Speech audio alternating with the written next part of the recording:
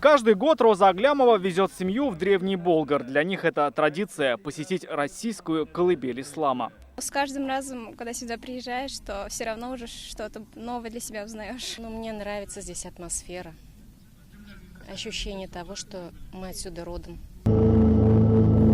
Как возникло это место силы, а именно момент, когда здесь, в центре Волжской Булгарии, добровольно приняли ислам, театрализованно показывают гостям праздника. Это встреча болгарского хана Алмуша с делегацией багдадского халифа. На сцену выходит руководство и духовенство. Они говорят о важности события для всей страны. Хочу поблагодарить руководство республики за то, что из года в год организует это важное для нашей страны мероприятие, основу которого заложена уже более 1000 лет назад.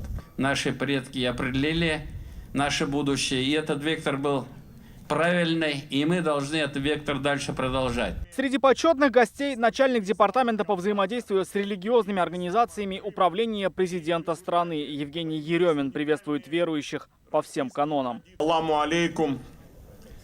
Хотел бы прежде всего поблагодарить Всевышнего, который позволил руководству Республики Татарстан вновь собрать нас всех здесь, в этом святом месте. Государственный советник республики Ментимер Шаймиев отмечает особую ценность этого места. Каждый год мы встречаемся на этой святой земле. За последние годы здесь выполнена большая работа по возрождению древнего Болгара.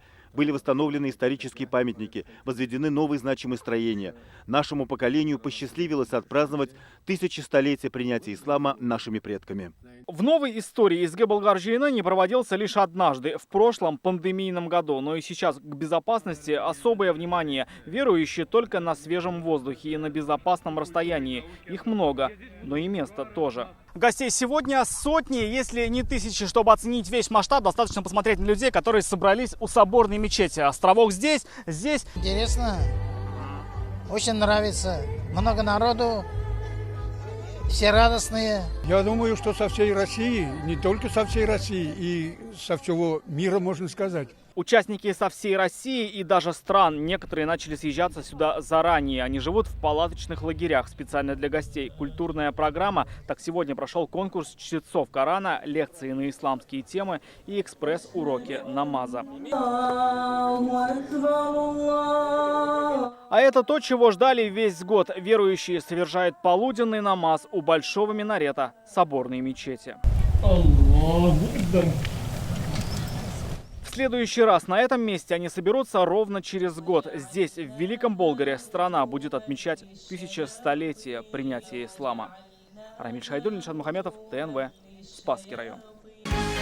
Закажи рекламу на ТНВ. Телефон в Казани 5 705 100.